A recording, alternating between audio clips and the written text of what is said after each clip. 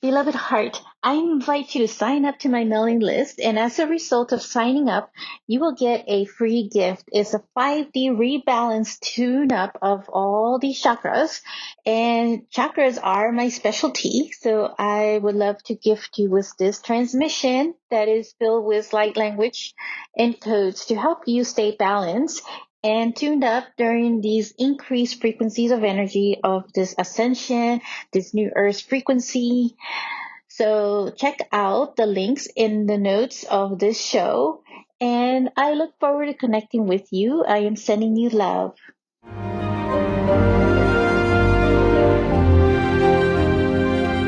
This is the transfiguration of the new you. Hello, beloved hearts. Welcome back to my podcast, Ascended Earth, the Transfiguration of the New Human.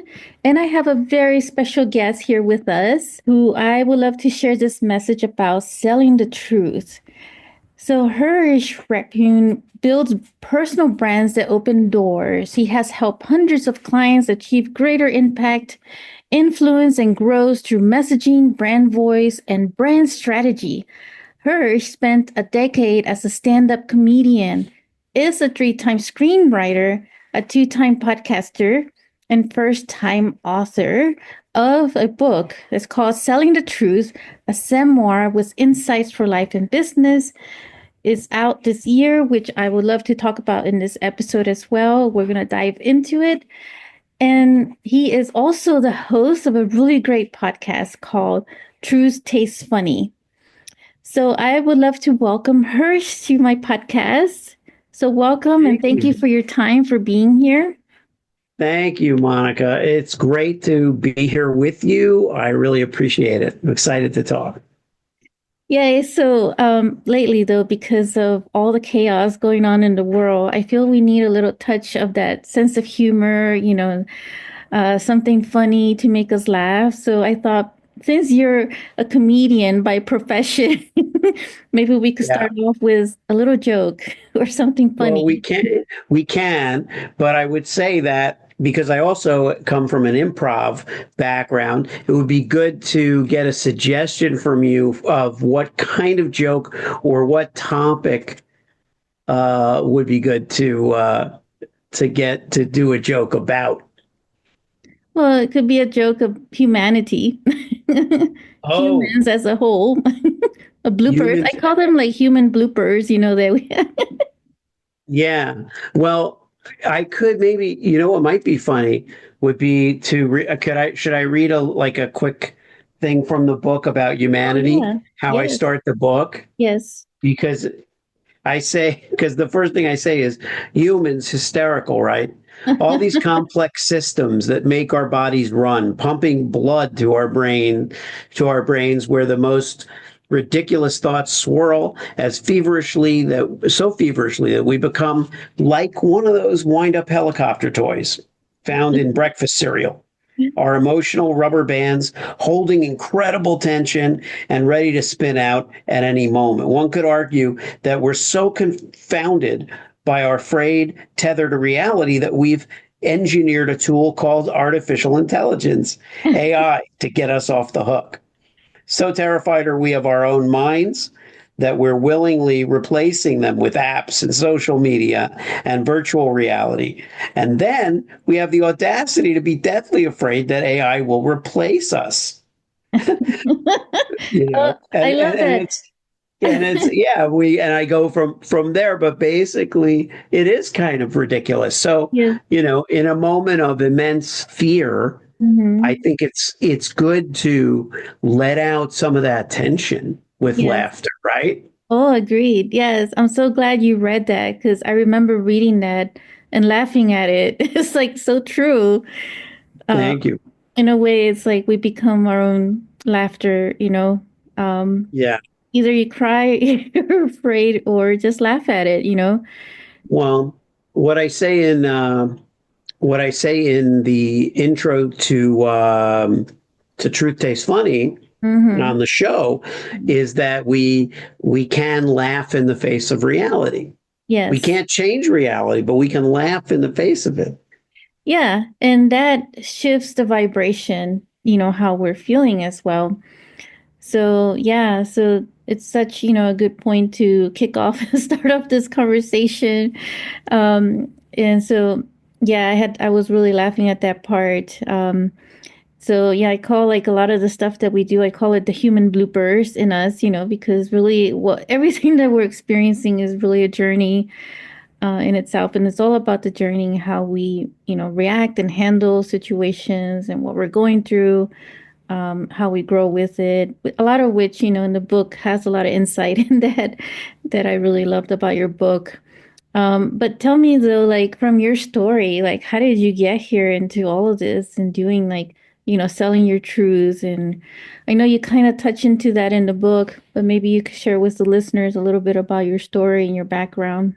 Yeah, I think that the interesting thing for me looking back is that I always loved fantasy, right? I always loved um, dress up, and I loved acting, and I loved performing, but specifically not being myself.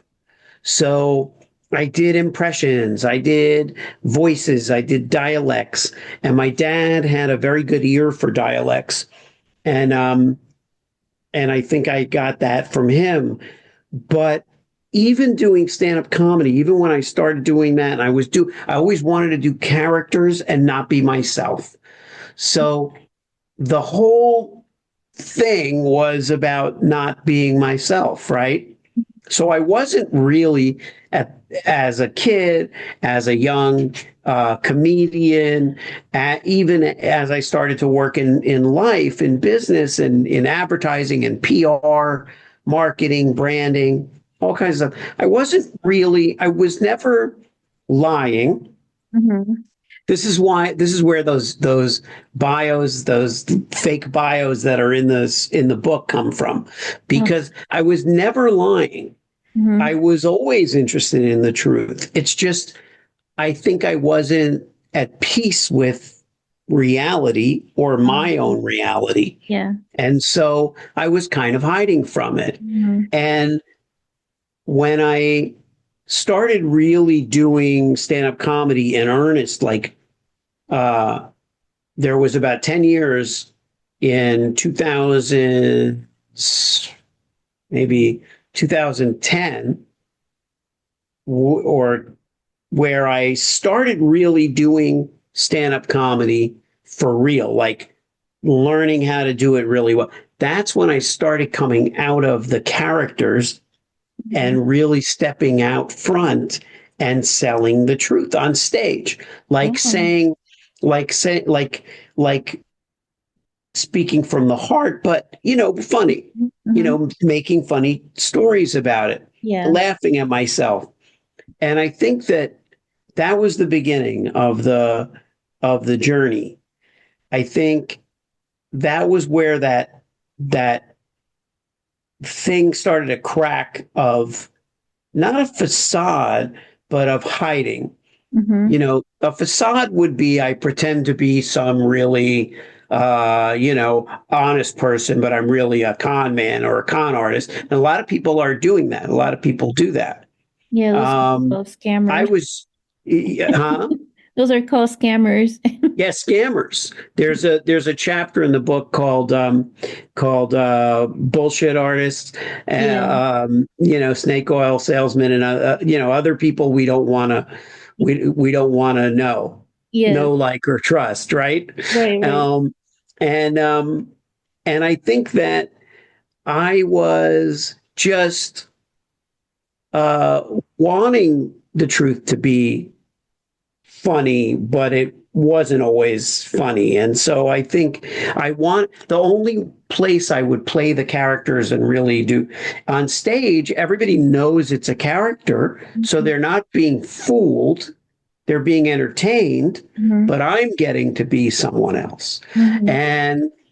And so I think that, that was my first part of trying to understand myself, was doing comedy as myself and realizing, hey, wait a minute, I'm funny just as I am. I Mm-hmm. don't have to use a different accent.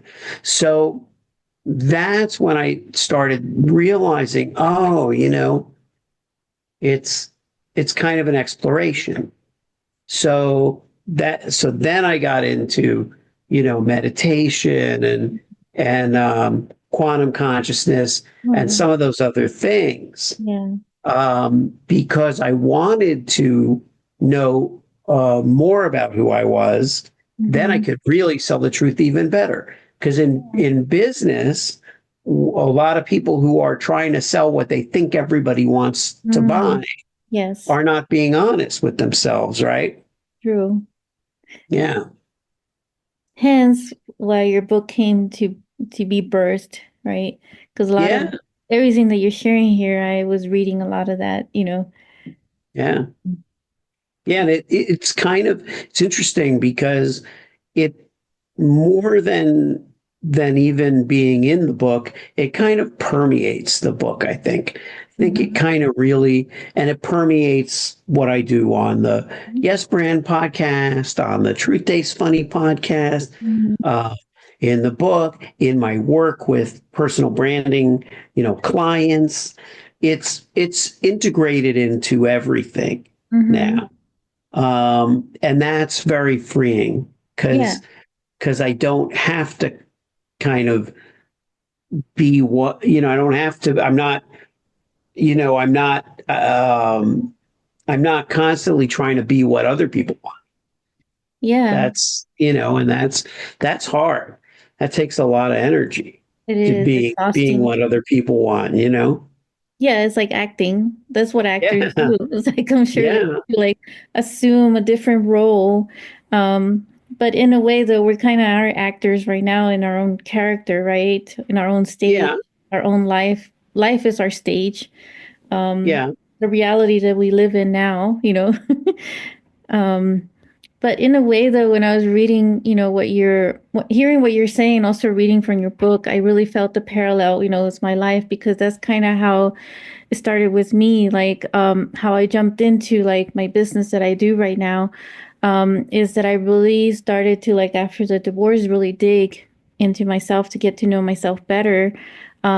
And so that's really where the essence of it all is facing your trauma, you know, and facing all aspects, not just the trauma, but like all aspects of yourself. And I think that is like the most challenging part of us, as humans, is facing that side, the shadow side, right? As some people would call Yeah. it, the fear side, the trauma side, and you had mentioned it in the book about like how you also had this trauma with your ancestry, right, from the Holocaust, which I found like, that's really amazing. That's a lot of like heaviness right there to even like, Yeah. face. And there's drama that goes with that, but that's where sense of humor comes in. It's like you bring in the lightheartedness of things because that's really what sense of humor and joy is, being lighthearted. Yeah.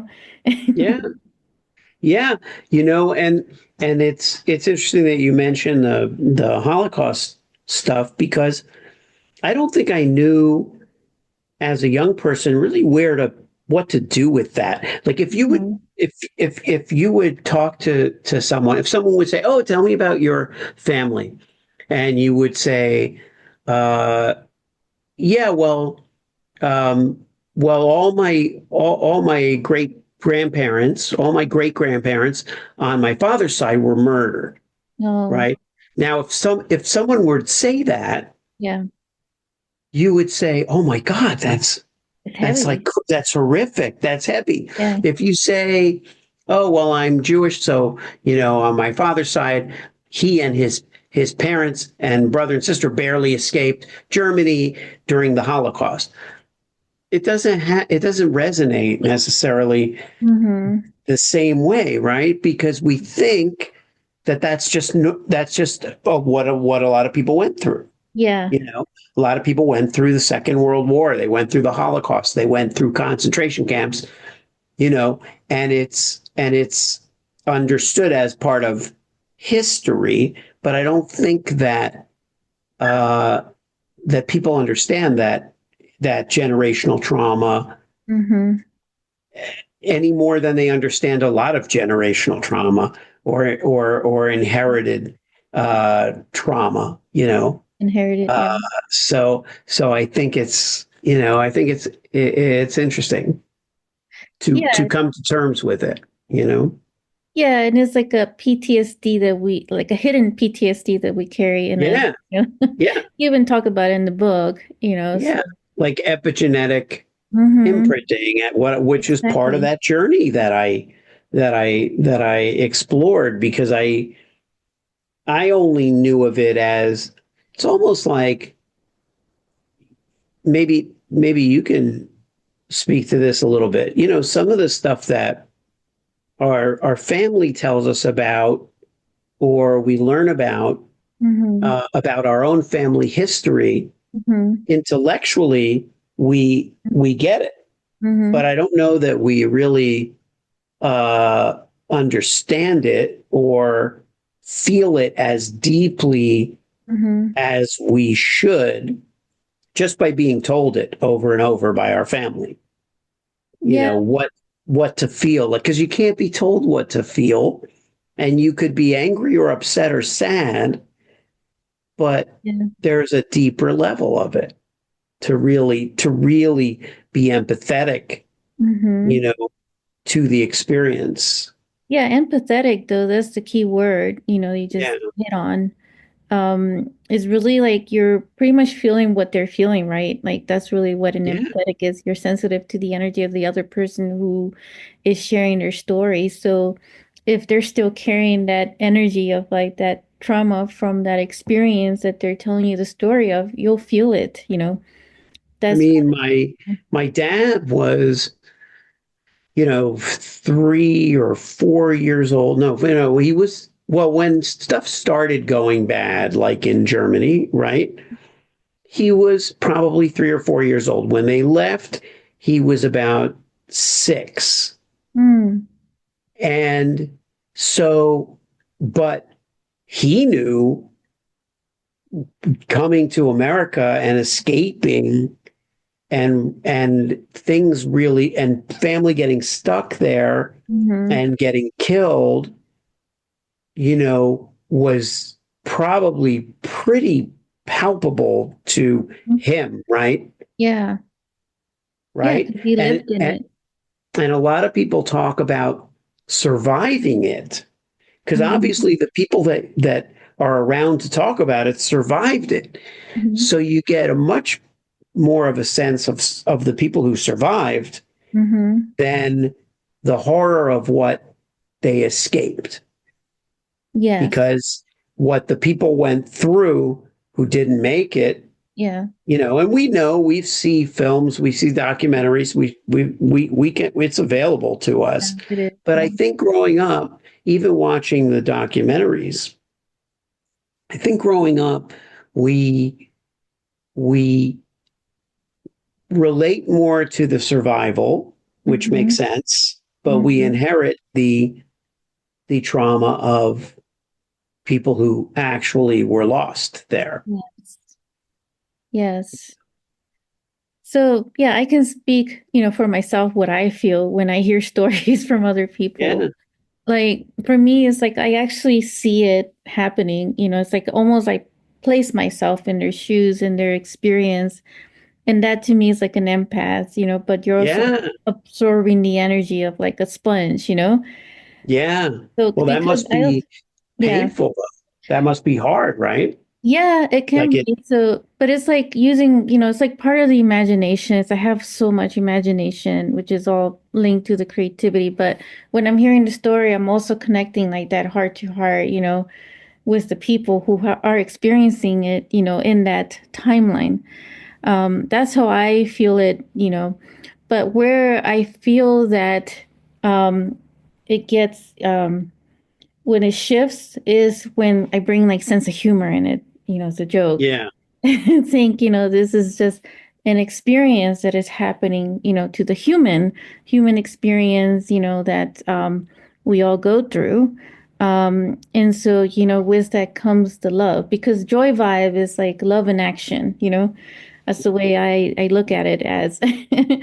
um, But yeah, so this is like, really interesting though, like how, everything is tied into like because all of it serves, right, as your branding, right? And the essence that you're talking about in your book, um, you know, having to embrace even those aspects that we feel connected to some form of trauma, some form of PTSD, don't push it under the carpet.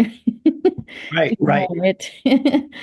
um, and sometimes, we get into a delusional state, So Yeah, it's like you're saying though in the book, it's about um, living your own brand. You are your own brand. You are the one who's selling your own truth, right? yeah, Um, so yeah, so that's it's heavy, but there is, yeah. an outlet. But Monica, it does well. It's heavy in terms of the big picture, the depth of what someone might feel or discover. Mhm. But on the other side is the personal brand that we build Mhm. from all those pieces and from all of that input and all of that genetics and who we are, Mhm. that I think I am able to help people to Mhm. use that stuff, because Mhm. a lot of people will not even talk Mhm. about personal stuff when Mhm. they're talking about business. Mhm. A lot of people will be like, well, it doesn't matter that I play the clarinet. It doesn't Mhm. matter that I'm a tennis player or a softball player. None Mhm. of those things matter. Mhm. What matters is, maybe on the bottom of the resume, like people say, oh, they love to listen to music, they love to play the clarinet, but it really is much deeper than that.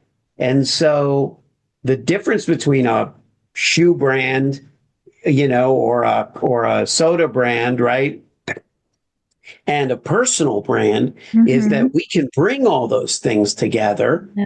to Yeah. make this really incomparable, interesting Mhm. personal Mhm. brand and message that is unlike anybody else's. And that's the beautiful part of it, is Yes. that all these things that we have to dig into Yes. to figure out who we really want to be and who we are is actually part of the beautiful whole, Yes. Agreed. you know?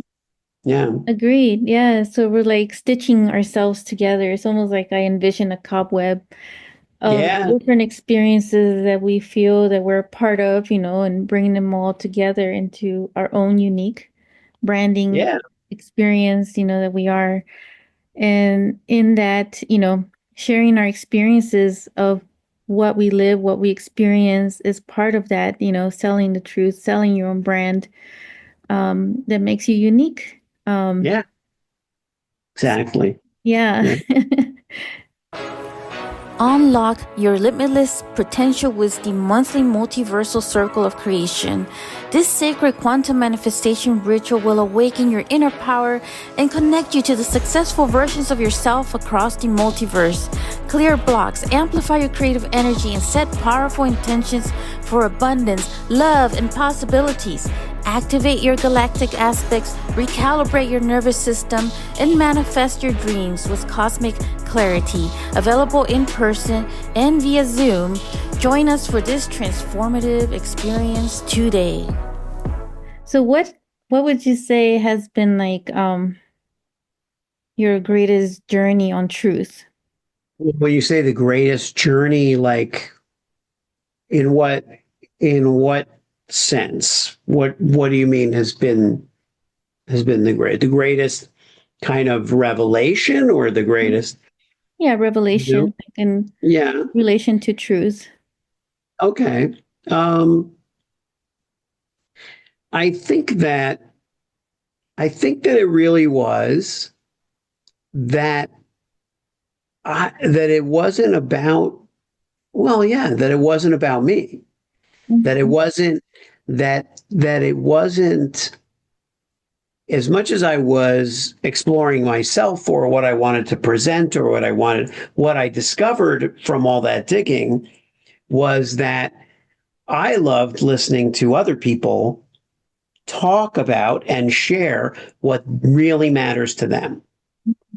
Um, so finding out how curious I was a revelation, because I think, a lot, because if you talk to people who are performers or hosts or, you know, um, get on stage and do comedy or write, a lot of it is very egocentric, right? Mm-hmm. They want to be seen, they want to be heard, they want to be read. Mm-hmm. But I think that the reason I do what I do with helping people's really strengthen their personal brands is because I'm interested in listening to them. Mm-hmm. Yeah. If all the discovery was that, which would be perfectly fine, I have something to say and I have to get out there and deliver it. And Mm-hmm. or even I want to be a comedian, I want to make people laugh. My mission is to make people laugh. Yeah. If I really thought that, I would still be doing stand-up comedy. Yeah. But my mission is to hear other people's stories and help translate those stories to Okay. the audience they want to reach. Mm. That's much more fun and exciting and interesting for me. And so maybe even in a way, I'm a little more shy now Mm-hmm. than I used to be, because now I'm more interested in the other people and less interested in myself. Mm-hmm. And so it's it's an interesting discovery, but I'm happy about it.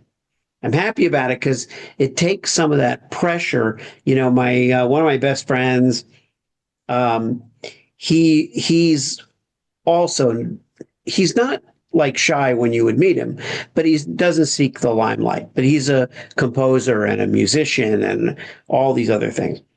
And he's been on TV and he's done concerts, as part of a band Yeah. in front of thousands of people.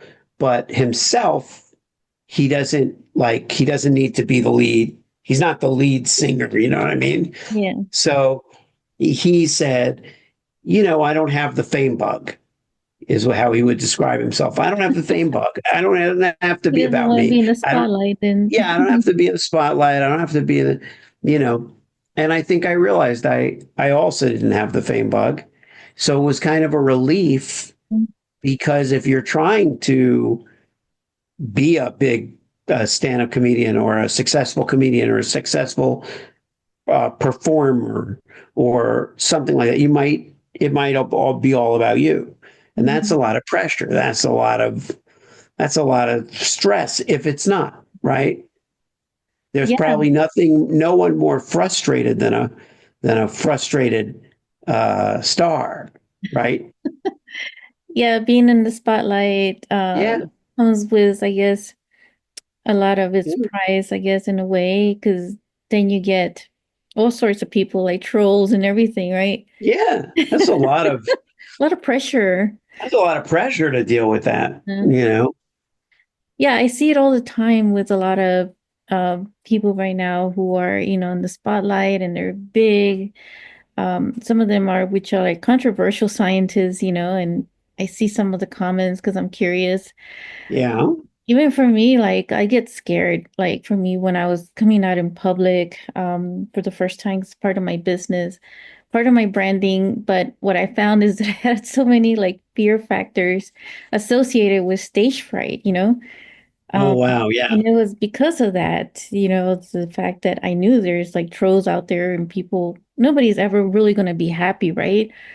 Um, yeah, there's one of my cousins called them like digital warriors, and like here texting social media, like, yeah. Oh man, and the trolling. See, I'm not.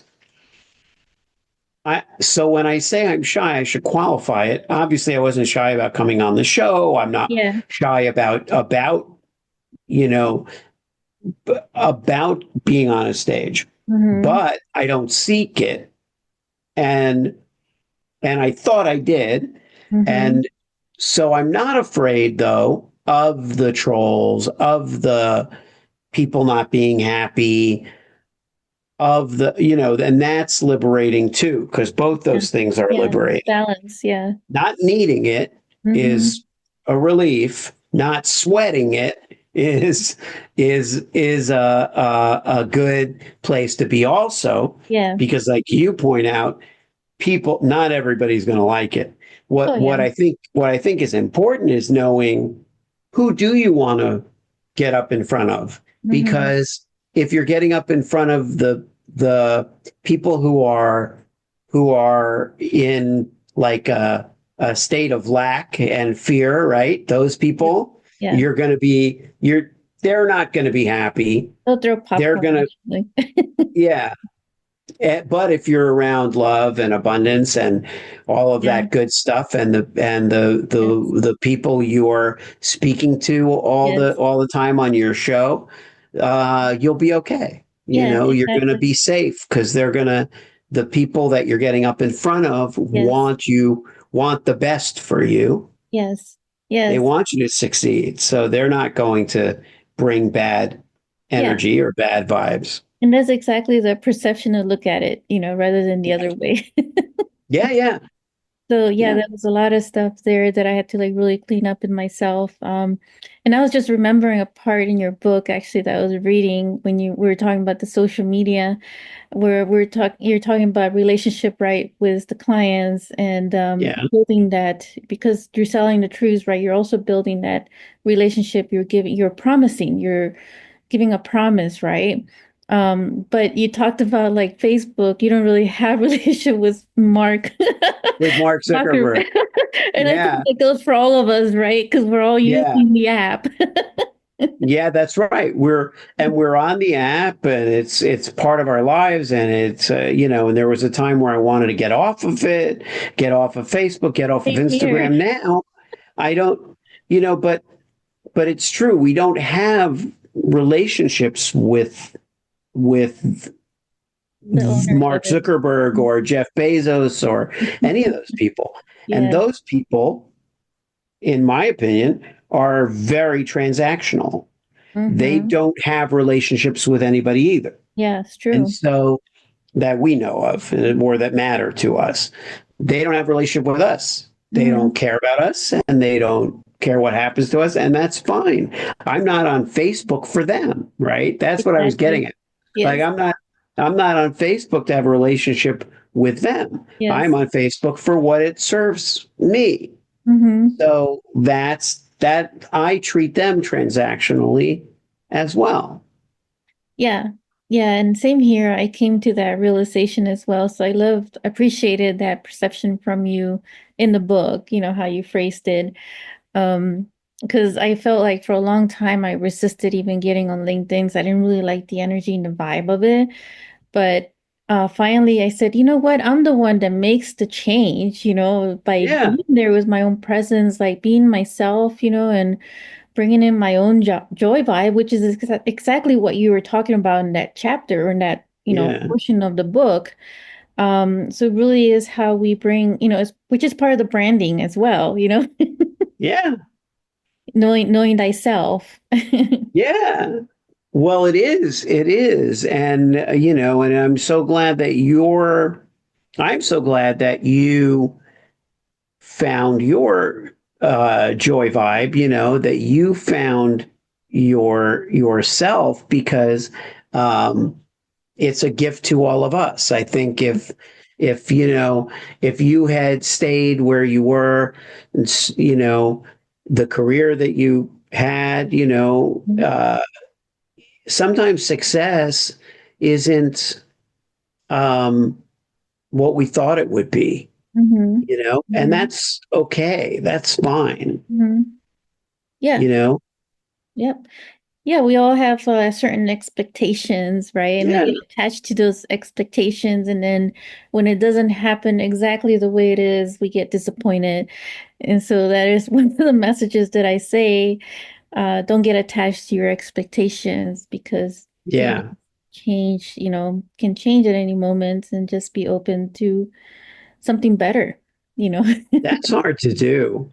It's It is. hard to, it's hard to separate ourselves from our own expectations. Like that took me a long time, where if we're on a call with someone that we want to enroll as a client, we want to bring them in, we think we can help them. Mhm. But if we're married to that outcome Mhm. that we can help them, Yes. then we are going to be disappointed if they don't want that help. Exactly. Different. It's different from rejection, because Mhm. rejection is someone, like whatever it is, someone who doesn't want you to be part of their life Mhm. is kind of a rejection. That's fine. But if we really want to help somebody and they don't want that help, Yes. that is what rejection really feels like to us. Like Yes. someone who says, no, thank you, I don't want to buy it, I'm not, it's fine. But Yes. someone we feel we really can help and we really want to help them, and then they don't want the help, or the way I look at it, they're not ready. Mhm. They're not ready. And we have to respect that. Mhm. It's not about us, Exactly. it's not, but we can't control the outcome. Yeah, that's a good point. And that's how I was too for a while. Like I was too attached to the outcome, the expectation of wanting to help, like everybody who I saw really needed to help. And I noticed that in my personal And you're an relationships. empath, so you could Yeah, you could feel all of that, and yeah, you can feel their pain, and then you're like, oh, I want to help them not feel exactly. that. That was my dilemma, see? Yeah, yeah, So I get I it. had to like really practice that art of detachment, but it didn't mean that I wasn't compassionate, that I didn't care. It just meant for me to like also my own well-being, because we forget about our well-being too and our own health, because that is also like a lot of energy that is being spent unnecessarily. You want to spend Yeah, energy on the ones who are ready and are willing to like work with, together. Because it's a yeah. co-creation, co-collaboration type thing. Um, so I'm curious, though, what would you suggest to someone who is starting on a path, right, trying to self-discover themselves and branding themselves? What do you suggest that they would start with? I think that they really should start with the things that the simple truths about themselves, Hmm. and just simple things that they don't have to prove to anyone else. In other words, your accomplishments, your all the good things that you've done, all those, if you've won awards or you're on lists or you've done or you've made, or even the number of clients you've helped. It took me a long time to even acknowledge that I had helped a lot of clients. Um, you know, if you start with the simple truths of who you are, what makes you happy, what you believe, and then start to go into your story a little bit. What have you done? What are you proud of? Hmm. Instead of saying what have you accomplished or what have you won, what are Yes. you proud of? Okay. What makes you feel good that you've done, Mhm. right? And you start kind of building that up. You're going to start to see what do you want to do next? What are some things that you want to accomplish now? Like what are some things that are going to bring you joy when you do them? You're going to start to really create a very nice, fascinating story.